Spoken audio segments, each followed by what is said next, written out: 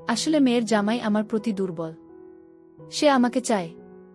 আমি তার দৃষ্টি দেখে, আমি তার চোখ দেখে খুব সুন্দরভাবে কিন্তু বুঝতে পারি। আসলে তার এই বয়সটা আমি অনেক আগেই পার করে এসেছি, তো এই জন্য আমি খুব বুঝি। আসলে আমার মেয়ের জামাই, সে আমার মেয়েকে যতটা না ভালোবাসে তার চাইতে বেশি আমাকে ভালোবাসে।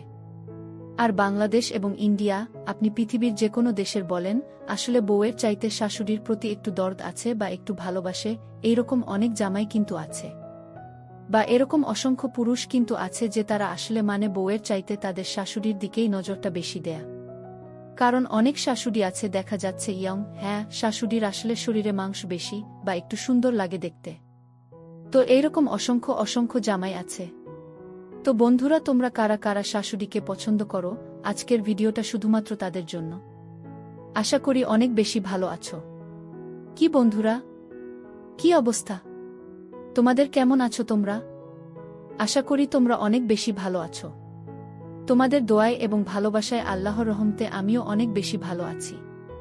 তো বন্ধুরা, আজকে তোমাদের জন্য আমার জীবনের ঘটে যাওয়া একটি নতুন গল্প নিয়ে আসলাম। হ্যাঁ, ঠিক এমন ঘটনাই ঘটেছে আমার সঙ্গে। আজকে তোমরা তো চেয়েছিলে, যে অনেকেই কমেন্ট করেছিলে যে আসলে জামাই শাশুড়ির প্রথম পার্টটা তোমাদের জন্য নিয়ে আসছিলাম। তখন তোমরা অনেকেই কিন্তু এই পার্টটা অনেক বেশি পছন্দ করেছিলে। তোমরা আমাকে বলেছিলে দ্বিতীয় পার্টটা যেন আমি নিয়ে আসি। তাই আমি তোমাদের কথামতো আমি দ্বিতীয় পার্টটাও নিয়ে এসেছি। আচ্ছা, আমার নাম হচ্ছে রূপালী, আর আমার মেয়ের নাম হচ্ছে সোনালী। এটা তো তোমরা সবাই জানো। আমার মেয়ের জামাই, সে কিন্তু একটু ভদ্র, ইনোসেন্ট, এরকম একটা মানুষ। তো আসলে আমি ইদানিং লক্ষ্য করতেছি, আমার হাজব্যান্ড যেহেতু দেশের বাইরে থাকে, বিদেশে থাকে, তো এদিকে বাড়িতে আমি একাকাই থাকি। আসলে বলতে গেলে আমার অভ্যস্ত হয়ে গেছে, একা একা থাকতে থাকতে না এখন আমার অভ্যাস হয়ে গেছে। আসলে প্রবাসীর যারা স্ত্রী আছে তারা আসলে জানে যে আসলে একা থাকা কতটা কঠিন বা কতটা কষ্টকর। আসলে একা কিন্তু একটা মানুষ বাঁচতে পারে না, তাদের কিন্তু অনেক কষ্ট হয়। কিন্তু তারপরেও কোনো কিছু করার নেই। আমাকে যে একাকাই বাঁচতে হবে, একাকাই থাকতে হবে, কারণ এছাড়া আমার আর কোনো উপায় নেই। তো বন্ধুরা, আমার মেয়ের জামাই ঠিক আছে? ও আসলে ইদানিং আমার দিকে খুব বেশি লক্ষ্য করতেছে। খুব বেশি বলতে, সে আমার জন্য একেবারে পাগল। আমি গোসলে গেলে সে আমার দিকে ড্যাব ড্যাব করে তাকিয়ে থাকে। আমি রান্নাঘরে গেলে সেখানে তো আসলে রান্নাঘরে অনেক গরম, আপনারা তো বুঝেন, তাই না? রান্নাঘরে মেয়েরা কিন্তু কাপড় চোপড় খুব একটা বেশি ভারী কাপড় চোপড় পরে না, খুব হালকা পাতলা সুতির কাপড় চোপড় পরে। আর এই কাপড় চোপড়ে কিন্তু সমস্ত কিছুই দেখা যায়। আর এই সুযোগটাই নিয়েছে আমার মেয়ের জামাই। সে আমার দিকে মাঝে মধ্যেই তাকিয়ে থাকত। তো ইদানিং আমার বাড়িতে বেড়াতে এসেছে মেয়ে এবং মেয়ের জামাই। আর মেয়ে বাড়িতে আসলে কি হয়, আসলে তার পুরনো যে সমস্ত স্কুল বা কলেজের বান্ধবীরা থাকে বা তাদের চাচাতো মামাতো বোন থাকে, তাদের সঙ্গে চলে যায় আড্ডা মারতে বা একটু বেড়াতে ঘুরতে। আর ঠিক এই সময়টাই কাজে লাগায় আমার মেয়ের জামাইটা। সে একদিন রাতে আমার কাছে এসে আমাকে আমার চুলে ধরতেছে, আমার শরীরে ধরতেছে এবং আমাকে কানে কানে ফিসফিস করে বলতেছে, কি যেন বলতেছে। তখন আমি হঠাৎ করে ঘুম থেকে উঠে বসলাম। দেখি, এ মনিরুল, আমার জামাই মনিরুল। তখন আমি মনিরুলকে বললাম, কি ব্যাপার মনিরুল, তুমি এত রাতে এখানে? তোমার বউ কি ঘুমাচ্ছে না? সে বলতেছে, আরে শাশুড়ি মা, আপনি এত সুন্দর একটা মানুষ, এত স্বাস্থ্যবান, আর আপনাকে দেখলে তো মনে হয় আল্লাহ নিজে হাতে আপনাকে সৃষ্টি করেছে। আর আপনি ওইরকম একটা মেয়ে আমাকে ধরিয়ে দিলেন যে একেবারেই রোমান্টিক না, একটু কেমন যেন। আসলে আপনার মেয়ে মুড বলতে কোনো কিছু নেই। ও আমাকে একটু ভালোভাবে বুঝেও না। আসলে আমার তো পছন্দ আপনাকে শাশুড়ি মা, সেই কবে থেকে, বিয়ের আগে থেকে। আমি আমার জামাইকে বললাম, জামাই, এইটা তুমি কি বলতেছ? এইটা কোনো কথা রে বাবা? আরে আমি তোমার শাশুড়ি, তোমার মায়ের সমতুল্য। তুমি কি আমার সঙ্গে এইটা বলতে পারো? সে আমাকে বলতেছে, আপনি আমার মায়ের সমতুল্য হতে পারেন, কিন্তু আপনার বয়স ওইরকম একটা বোঝা যায় না। আর আপনাকে দেখতে ভারী মিষ্টি লাগে। আর এরকম আপনার মতো মানুষ তো খুঁজে পাওয়া যায় না। আরে আপনাকে দেখলে যে কোনো পুরুষেরই অবস্থা একেবারে খারাপ হয়ে যাবে। শাশুড়ি মা, আমি এত কিছু বুঝতে চাই না, আমি এত কিছু জানতে চাই না। দেখেন না, আপনি এইভাবে আর কতদিন একা একা থাকবেন? 2 দিনের দুনিয়া মরে গেলেও তো সব শেষ। আর তাছাড়া শ্বশুর আব্বাও তো বিদেশে থাকে, এভাবে আর কতদিন একা একা নিজের জীবনটা নষ্ট করে দিবেন বলেন তো? আর আমি আপনার জামাই, আপনি আমাকে বিশ্বাস করতে পারেন। আমাকে আপনি ভরসা করতে পারেন। আমি আপনার সঙ্গে বিশ্বাসঘাতকতা করব না। আপনাকে আমি কথা দিলাম, আপনাকে আমি শান্তি দিব, তৃপ্তি দিব, মজা দিব। আপনার যেইভাবে ভালো লাগে আমি আপনাকে সেইভাবেই দিব। আপনার কথা মতো আমি সেইভাবেই চলব। আপনার উপরে আমি কোনো কিছু বলবো না। মানে আমার জামাই আমার সঙ্গে এমনভাবে কথাগুলো বলতেছে, মনে হচ্ছে ও আমার নিজের মেয়ের জামাই না, আমার জামাই। আমাকে এতটা গাইড করতেছে, আমার এতটা খেয়াল রাখতেছে। সত্যি তো, আজকাল তো এরকম মানুষ খুব একটা বেশি খুঁজে পাওয়া যায় না। এরকম ভালোবাসা দেখাচ্ছে। ছেলেটা কিন্তু অসাধারণ। আমি ওর কথার প্রেমে, ওর ভালোবাসার প্রেমে সবকিছু বলতে গেলে। তো বন্ধুরা, আমি মনিরুলকে আর কোনো কিছু না ভেবে আমি ওকে বললাম, দেখো মনিরুল, এত রাতে তোমার আমার রুমে আসাটা ঠিক হয় নাই। যাও রুমে যাও, সোনালি যে কোনো সময় ঘুম থেকে উঠে যেতে পারে। আর ও উঠে যখন দেখবে ওর পাশে তুমি নেই, তখন কিন্তু ও সন্দেহ করতে পারে। তুমি তাড়াতাড়ি ওর রুমে যাও। আর এভাবে রাত বিরাতে আমার রুমে তুমি আসবে না। দেখো, আমার একটা প্রাইভেসি আছে। এই কথা বলে আমি ওকে ওর রুমে পাঠিয়ে দিলাম। পরের দিন সকালবেলা আমার মেয়ে ওর বান্ধবীদের সঙ্গে একটু মনে হয় কোথাও গেছে, ঠিক আছে? ওদের এক বান্ধবীর আবার জন্মদিন। তো আমি বললাম জামাইকে সঙ্গে করে নিয়ে যেতে। তো সোনালি বলতেছে, না, যেহেতু ওরা 4-5 জন বান্ধবী মিলে একসঙ্গে যাবে, তো সেখানে মনিরুলকে আসলে নিয়ে যাওয়াটা তাদের হচ্ছে না, কারণ তারা বান্ধবী যাবে, তো এজন্য সেখানে আর কোনো পুরুষ মানুষ নিতে চাচ্ছে না। এজন্য মনিরুল বাসায় থাকবে। তো মনিরুল সকালবেলা 10টার সময় আমি আসলে রুটি বানাচ্ছিলাম, তখন নাস্তা বানাচ্ছিলাম। মনিরুল সকালবেলা 10টার সময় আমাকে রান্নাঘরে এসেই আমাকে পেছন থেকে এসে জড়িয়ে ধরল। কোনো কিছু না বলে সে আমাকে পেছন থেকে এসেই জড়িয়ে ধরল এবং আমাকে জড়িয়ে ধরে বলতেছে, কি মাই ডার্লিং, কেমন আছো? কালকে রাতে তো আমাকে খুব গান দিলে। হ্যাঁ ডার্লিং, দেখেছ তোমার মেয়ে তো সকালবেলা ঘুম থেকে উঠেই চলে গেছে। সে আমাকে একটুও ভালোবাসে না। সে আমাকে বুঝার চেষ্টা করে না। আমি মনিরুলকে বুঝানোর চেষ্টা করলাম, আরে অল্প বয়স্ত জামাই, দেখবে সব ঠিক হয়ে গেছে। সে আমাকে বলতেছে, শাশুড়ি মা, আপনার শরীর এত গরম কেন? আপনি তো একদম হট হয়ে আছেন। বুঝেছি, শ্বশুর আব্বা নেই তো এই জন্য আপনি এত বেশি হট হয়ে আছেন। সমস্যা নাই, আমি কিন্তু কুলিং, আমি আপনাকে ঠান্ডা করে দিব। আমি তাকে বললাম, দূর জামাই, এসব বাদ দেও তো। আমি রান্নাঘরে আছি, আগুনে নাস্তা বানাচ্ছি, তে শরীর কি ঠান্ডা থাকবে নাকি গরম থাকবে? হ্যাঁ। কিন্তু সে আমাকে দুষ্টুমির ছলে আমাকে বলতেছে, না শাশুড়ি মা, আপনি যতই আগুন পানির নিচে তাকুন না কেন, আপনি কিন্তু একদম আগুন। এইটা কিন্তু মানতেই হবে। আমি বললাম, জামাই, তুমি যে কি বলো না বাবা, তোমার মতো এরকম মানে চেংরা মন বয়স আমার নেই বাবা। সে আমাকে বলতেছে, শাশুড়ি মা, একটা সুযোগ আমাকে দেন না। আপনার পেছনে কতদিন যাবত আমি পড়ে আছি। আরে আপনি যদি আপনার নিজের মেয়ের জামাইকেই বিশ্বাস না করতে পারেন, তাহলে আর কাকে বিশ্বাস করবেন? আপনি আমাকে বিশ্বাস করতে পারেন। আমি আপনার বিশ্বাসের মর্যাদা রাখব। আমি শ্বশুর আব্বা বা কাউকেই, আপনার মেয়েকেও বুঝতে দিব না। আপনি আমাকে যেইভাবে বলবেন আমি তো আপনাকে সেইভাবেই দিব। আপনার কথামতো চলব। তারপর আমি ভেবে দেখলাম, সত্যিই তো জামাই তো দেখতে অনেক লম্বা, হ্যান্ডসাম, এরকম একটা ছেলে তো আমি মনে মনে খুঁজছিলাম আসলে। আমার হাসব্যান্ড সে তো সৌদি আরবের একজন প্রবাসী মানুষ। 5 বছর পর একবার আসে 3 মাসের জন্য। আর 5 বছর অনেক সময়, আসলে এতদিন অপেক্ষা করা যায় নাকি? আর তাছাড়া প্রবাসীর বুড়া কি যে জ্বালা, তাদের কি যে কষ্ট, আসলে রাত হলে প্রত্যেকটা প্রবাসীর স্ত্রীর জানে যে তাদের বুকে কতটা জ্বালা, কতটা কষ্ট। ভাই, আপনার যত টাকা পয়সা থাকুক, আপনি কিন্তু একা পৃথিবীতে বাঁচতে পারবেন না। আপনার একজন পার্টনার না হলে, আপনার একজন বিশ্বস্ত সাথী না হলে, বা বিশ্বস্ত একজন লাইফ পার্টনার না থাকলে না, আপনি পৃথিবীতে বাঁচতে পারবেন না। তো আসলে আমি একজন ছেলে খুঁজতেছিলাম যে 20 বছর থেকে 30 বছর, কিন্তু মনের মতো কাউকে পাচ্ছিলাম না। আর এই বয়সে এসে কার কাছেই বা বলবো? কারণ দেখা যাচ্ছে এখনকার চেংরা পোলাপানরা একটু দুষ্টু প্রকৃতির হয়। মোবাইল আছে হাতে, কোনো সময় ভিডিও বা ছবি ধারণ করে, কখন আবার ব্ল্যাকমেল করে। দেখা যায় জামাই থাকে বিদেশে, আবার বলতে পারে যে এই মুহূর্তে 1 লাখ টাকা না দিলে আমি আপনার হাসব্যান্ডের কাছে সব কিছু বলে দেব, পাচার করে দেব। হ্যাঁ, এরকম হয়, কিন্তু অনেক ছেলে মেয়ে আছে কিন্তু এরকম করে। তো দেখা যায় এই জন্য আসলে ভয়ে কারো কাছে বলতে পারি না। আমি তো একজন হাউসওয়াইফ, সারাক্ষণ মনে করেন যে বাসার ভিতরে থাকি। ওরকম বাইরের মানুষের সঙ্গে আমার চলাফেরা হয় না, কারো কাছে মনের কথাগুলো বলতেও পারি না। তো এমনি আমাকে যারা আসলে ডেকে সবাই আমাকে পছন্দ করে, কারণ আমি তো দেখতে শুনতে ভালো, বেশ মিষ্টি। এই মানে যে পুরুষ দেখে তাদের চোখ কিন্তু আমার দিকে আটকাবে। তো তোমাদের কাছে কেমন লাগে আমাকে অবশ্যই তোমরা কমেন্ট করে জানাবেন। তো আমি চিন্তা করলাম, না আসলে সোনালির বাবা কবে বিদেশ থেকে আসবে, আর এতদিন এই নিজের জীবনটাকে কতদিন বা আটকে রাখব। এভাবে তো একটা মানুষের জীবন হতে পারে না, কারণ এভাবে তো আসলে জীবন হয় না। 5 বছর পরে আসবে 3 মাসের জন্য, এই 3 মাসে আমার কি হবে? তখন আমি চিন্তা করলাম, যেহেতু আমার মেয়ের জামাই আর আমাকে সে পছন্দ করে, সে নিজে থেকে আমাকে বলছে, আমার পিছন পিছন ঘুরঘুর করছে, না তাকে একটা সুযোগ দেওয়া উচিত আসে।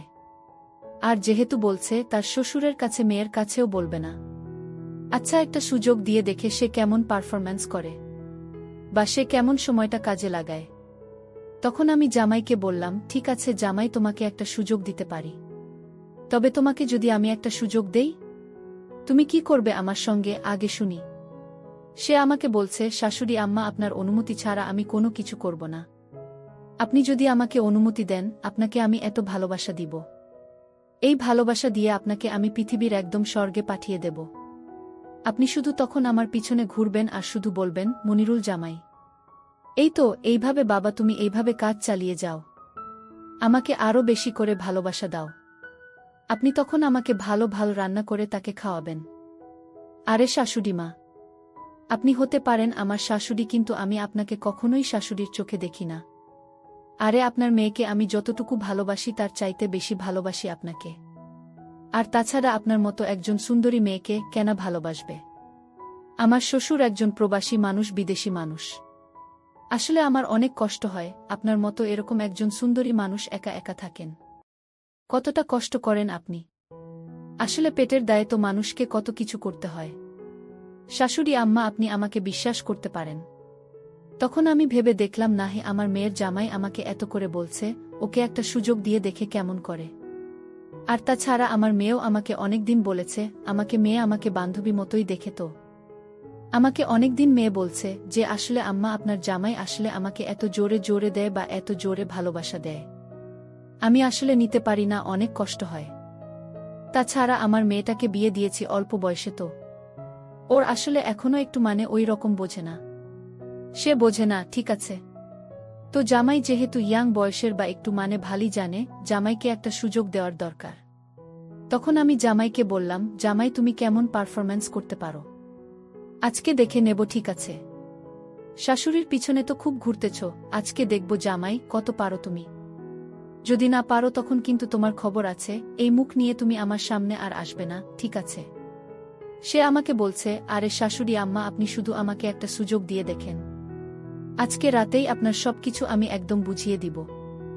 আজকের পর থেকে আপনার মুখে শুধু আমার নামেই থাকবে। আমিও জামাইকে বললাম, আচ্ছা তাই নাকি, তুমি এত বড় মাপের খেলোয়াড়, তোমার শ্বশুরই আমার কাছে কিন্তু হার মানে, বুঝেছ? সে আমাকে বলছে, আরে শ্বশুর তো বিদেশে থাকে, বিদেশে থেকে ওয়াশরুমে গিয়ে গিটার বাজিয়ে আপনার কথা মনে করে সব কিছু শেষ করে ফেলেছে, আপনি আমাকে শ্বশুরের সঙ্গে তুলনা দেবেন না। আমি জামাইকে বললাম, ও আচ্ছা তাই নাকি, তুমি এত বড় মাপের খেলোয়াড়, আচ্ছা ঠিক আছে, দেখব রাতেই দেখা হবে তোমার সঙ্গে। তখন জামাইকে নাস্তা দিয়ে আমি চলে গেলাম আমার রুমে, গিয়ে গোসল করে ফ্রেশ হয়ে আবার দুপুরের জন্য খাবার দাবার বানিয়ে রাতে ডিনার করলাম। তো রাতে ডিনারে 10টার সময় আমাকে ফোন দিচ্ছে, দিয়ে বলছে ওর বান্ধবীরা সবাই নাকি একটু পিকনিকে গেছে, ওরা অনেক দিন ওকে পেতে, অনেক দিন পরে আজকে নাকি ওকে ছাড়বে না, কালকে সকালে আসবে। আমি মেয়েকে বললাম, ঠিক আছে, তুমি অনেক দিন পরে বাসায় এসেছ, এসে যখন বান্ধবীদের কাছে চলে গেছে, আচ্ছা ঠিক আছে, তুমি আরও 2-1 দিন থেকে আসো। আমি তাকে এই কথা বললাম।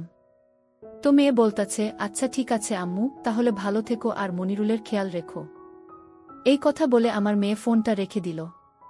তারপর মনিরুল আমাকে বলছে, আম্মু তাহলে তো ভালোই হলো, আপনার মেয়েও আসবে না, আমরা এই 2টা দিন একটু রিল্যাক্স করে থাকতে পারব।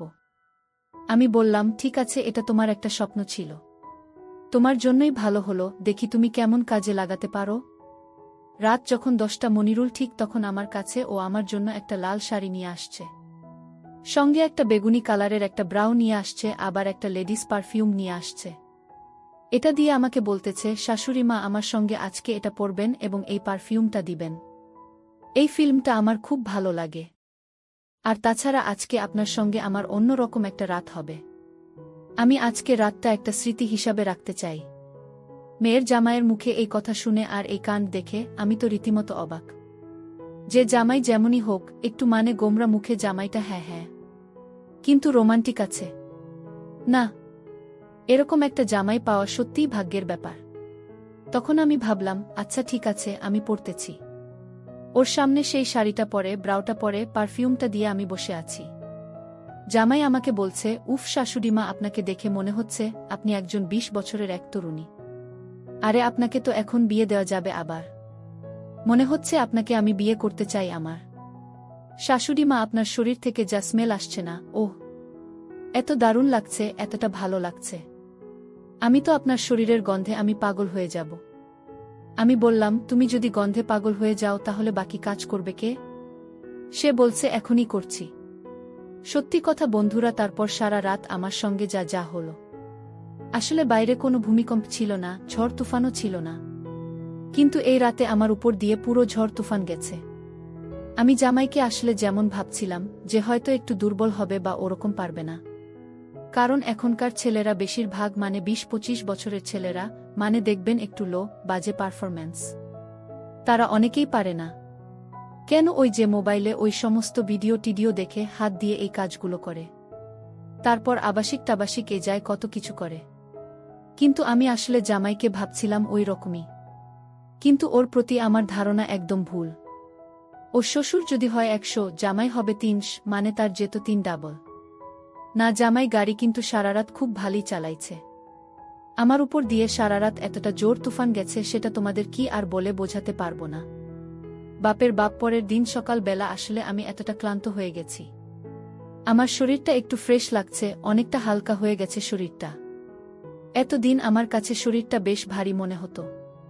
মনে কেন জানি এটা মনে হতো যে শরীরে একটা বস্তু আছে আমার। কিন্তু গতকালকে ঝড় তুফান আমার উপর দিয়ে যাওয়ার পর অনেকটা হালকা লাগছে শরীরটা এখন। উফ, কেমন যেন একটু ফ্রেশ লাগছে, একটু মনে হচ্ছে অন্যরকম লাগছে। বাপরে বাপ, কতদিন পর এমনটা আমার সঙ্গে হয়েছে। এর আগে কখনো এরকম হয়নি। আমি জামাইকে বলছি, কি জামাই, ঘুম থেকে উঠবে না নাকি? গতকালকে তো বেশ জোর তুফান তুলেছে আমার উপর দিয়ে। সে বলছে, আরে এটা তো তেমন কোনো বিষয় না, এটা তো সিম্পল ছিল। শাশুড়ি মা, না, আপনি আমাকে একটু ঘুমাতে দেন। আমি আসলে একটু ক্লান্ত, আজকে আমাকে আপনি ঘুমাতে দেন। আজকে রাতে আরও বেশি ঝড় তুফান তুলব আপনার উপর দিয়ে। জামাইয়ের মুখে এ কথা শুনে সত্যিই আমার মুখটা মানে কেন একটু খুশি হয়ে গেল আচমকা। অনেক খুশি হয়ে গেলাম, মানে আমার কাছে মনে হচ্ছে এতদিন পর আমি একজন মনের মতো একজন মানুষ পেয়েছে। সত্যিই তো, মানে আমাকে এতটা দিতে পারবেন, এতটা আনন্দ ভালোবাসা দিতে পারবে। মানে আমি তো এতদিন এটার অপেক্ষায় ছিলাম যে আমাকে এই জিনিসগুলো দিবে, এতদিন আমি যেটার অপেক্ষায় ছিলাম। আমার মেয়ের জামাই আমার সেই মনের আশাগুলো এখন সে পূরণ করছে। কিন্তু দিনগত এক আচমকা ঘটনা। মেয়ে আমাকে বলল সে আজকেও আসবে না, কিন্তু হঠাৎ করে দেখে সে চলে আসলো। তারপর মেয়েকে বললাম, কি রে মা সোনালি, তুই চলে আসলে? এদিকে তো তার চলে আসা দেখে আমি এবং আমার মেয়ের জামাই মনিরুল, আমরা দুজনেই অখুশি হয়ে পড়লাম। তখন সোনালি বলছে, কি মা, আমি আসছি, তোমাকে কেউ খুশি হন নাই? তোমার মুখটা এরকম কালো হয়ে আছে কেন? আমি বললাম, না এমনি। তখন মেয়ে আমার রুমে যেতেই গিয়ে দেখে এই সমস্ত কিছু। তো মেয়ে বলল, আমি ফ্রেশ হয়ে আসছি, গোসল করি। এদিকে মেয়ের জামাই মনিরুল আমার রুমে চলে এসেছে হঠাৎ করে। এসে আমাকে বলছে, শাশুড়ি আম্মা, আজকে মনে আমরা সে সুযোগটা পাব না। আমরা একটা কাজ করি। সোনালি তখন গোসল করতে গেছে। আরও গোসল করতে একটু দেরি লাগে, আধা ঘন্টার মতো। শাশুড়ি মা, আপনি আমাকে আধ ঘন্টা একটু সুযোগ দেন, আমি 20 মিনিটের বেশি এই কাজটা করতে নেব না। জামাই আমার সঙ্গে এক প্রকার জোর জবরদস্তি করা শুরু করেছে। আমি জামাইকে বলছি, আরে না না জামাই, তুমি এটা কি করছো? আরে শালা যে কোনো সময় চলে আসবে, তো গোসল করতে গেছে। জামাই বলছে, শাশুড়ি আম্মা প্লিজ কোনো কিছু কথাবার্তা বলবেন না। ঠিক আছে, আমি কাজটা করে আমি চলে যাব। জামাই আমার সঙ্গে এক প্রকার বেশ জোর জবরদস্তি করা শুরু করল। জামাই কি আমি আর কোনো রকমভাবে আটকাতে পারলাম না। যতই হোক একটা নারী, যতই শক্তিশালী হোক, কারণ সে কিন্তু পুরুষের সঙ্গে পারবে না পাল্লা দিয়ে। তো এক প্রকার আমি আর পারলাম না। আমি এক প্রকার লাইন ছেড়ে দিলাম। সে যা ইচ্ছে সে আমার সঙ্গে সেটাই শুরু করে দিয়েছে অলরেডি। তো এক প্রকার দেখলাম মেয়ের জামাই আমার সঙ্গে এক প্রকার জোর জবরদস্তি করে কিন্তু শুরু করে দিয়েছে। তখন আমি বললাম তাকে, কি জামাই, কি হয়েছে তোমার? একটু আস্তে। তখন জামাই বলতেছে, আরে না, আমার মেয়ে চলে আসবে। এই কথা বলতে বলতে দেখি মেয়ে ওয়াশরুম থেকে মাথা মুছতে মুছতে সে কিন্তু চলে এসেছে। আর আমাদের রুমটা খোলা, জামাই এত তাড়াহুড়া করে আমার সঙ্গে যে দরজাটা লাগাব এটা লাগানোর সুযোগ পাই নাই। মেয়ে গোসল করে এসে ডেকে আমাদের এই অবস্থা। শাশুড়ি আর জামাই আমরা একই বিছানায়। আর এই রকম একটা পরিস্থিতিতে মেয়ে তো দেখে একদম অজ্ঞান হয়ে মাটিতে পড়ে গেল। তারপরে বলছে, ছিমা আমি এই দুদিন বাসায় ছিলাম না, তোমরা বুঝেই এই কাজ করেছ। আর মনিরুলকে বলছে, মনিরুল তুমি আমার জামাই হও, আর তোমার শাশুড়ি তোমার মায়ের মতো, তুমি এমন কাজটা করতে পারলে আমার মায়ের সঙ্গে? একবার তুমি আমার কথা চিন্তা করলে না? আবার আমার মেয়ে আমাকেও বলছে, মা তুমি জানো আমার বাবা বিদেশে আছে, তুমি একটাকে বাবার কথা চিন্তা করলে না? তুমি তো বাবাকে ঠকালে। মা তুমি আমার জামার সঙ্গে যদি এমনটা করতে পারো, তাহলে তুমি আরও অনেক পুরুষের সঙ্গেই এ কাজ করেছ। তখন আমি ওকে বললাম, না রে মা, বিশ্বাস কর, তোর বাবার এই জিনিসটা আমি কাউকে দিই নাই, এই আজকেই প্রথম। আসলে তো জামাইয়ের কোনো দোষ নেই। তোর জামাই এত সুন্দর, হ্যান্ডসাম, আমি নিজেকে আটকে রাখতে পারিনি মা, আমাকে মাফ করে দে প্লিজ। এই কথা বলে মনিরুল বলল, না এখানে শাশুড়ির কোনো দোষ নেই, এখানে আমারই দোষ। আসলে তুমি আমাকে দিও না ঠিকভাবে। তুমি সারাক্ষণ একটু কেমন যেন আমার সাথে ব্যবহার করো। আমি আসলে একটু অসুখী, এই জন্য আমি শাশুড়ি মায়ের সঙ্গে একটু জোর জবরদস্তি করেই কাজটা আমি করছি। তখন আমি আর কোনো কিছু বললাম না। কি করব, এটা তো আমার ঘরের একটা ব্যাপার। এখন আমি যদি এখানে রাগ করে চিৎকার চেঁচামেচি করে কোনো লাভ হবে না। এটা আমার নিজের পরিবারের মান সম্মান নষ্ট। আমার মেয়ে আমাকে বলেছে, ঠিক আছে মা, যা হওয়ার হয়ে গেছে। আমি রাগ করে চেঁচামেচি করেও আমি আমার পরিবারের আসলে তোমাদের কাছ থেকে বড় হয়েছি। আমি চাই না তোমাদের মান সম্মান নষ্ট হোক, কারণ আমি তোমার মেয়ে। আচ্ছা, আমি তোমাদেরকে মাফ করে দিয়েছি। এই কথা বলার পর মনিরুল বলছে, সত্যি? তখন একটু খুশি হয়েছি। তো বন্ধুরা, আসলে তোমাদের জীবনে এরকম কার কার হয়েছে, বা তোমরা আসলে এরকম এরকম পরিস্থিতিতে আসলে কে কে পড়েছ? আমি জানি অনেকে এরকম পরিস্থিতিতে পড়ে, আসলে বাংলাদেশে বা ইন্ডিয়াতে এরকমই অনেক মানুষ দেখেছি, যে ধরেন আসলে অনেক মেয়ে কিন্তু অল্প বয়সে বিয়ে করে, তারপর বিয়ের পর একটা বাচ্চা নিয়ে নেয়। তো দেখা যায় যে উনার মেয়ে বড় হয়ে যায়, কিন্তু মা মেয়ে কিন্তু একই, এক সমান সেম। মার্কেটে গেলে দেখবেন অনেক সময় কোনটা মা আর কোনটা মেয়ে চেনা যায় না। অনেকে মেয়েকে রেখে মায়ের প্রতি ক্রাশ খায়, এরকম কিন্তু অনেকই আছে, ঠিক আছে? তো তোমার শাশুড়ির প্রতি এখনো পর্যন্ত কে ক্রাশ খেয়েছ, বা শাশুড়িকে তোমরা তোমাদের মনের কথাগুলো বলতে পারতো না? আজকে তোমরা কমেন্ট করে তোমাদের মনের গোপন সত্য কথাগুলো বলে যাও। আর এই চ্যানেলটিতে আরও নতুন ভিডিও নিয়ে আসব, সেই পর্যন্ত ভালো থাকবে। এই চ্যানেলের সঙ্গে থাকবে, চ্যানেলটা সাবস্ক্রাইব করে দিবে, এটা তোমাদের কাছে আমার একটা রিকোয়েস্ট। সবাই ভালো থাকবেন, সুস্থ থাকবে, আল্লাহ হাফেজ।